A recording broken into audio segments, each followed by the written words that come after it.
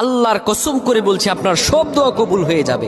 যাদের ঋণ আছে, ঋণ অনেক, মেয়ে বিয়ে হচ্ছে না, ব্যবসায় আয় হচ্ছে না, কোনো উন্নতি করতে পারছেন না, কঠিন বিপদে পড়ে গেছেন, বিদেশে গিয়ে আটকা পড়েছেন, দেশে আসতেও পারেন না, আবার বিদেশে যাওয়ার জন্য লাইন দিয়েছেন, যেতেও পারেন না, এবং অনেক সময় দেখা যায় অনেককে আটকায় রাখে, কঠিন বিপদে পড়ে গেছেন, মেয়েটা কথা শোনে না, ছেলেটা কথা শোনে না, মেধা শক্তিতে দুর্বল, আপনি এই একটি আমল করেন, আল্লাহ সব দোয়া আপনার কবুল করে দিবেন। আমার প্রাণের ভাইয়েরা, আমলটি কিভাবে করবেন?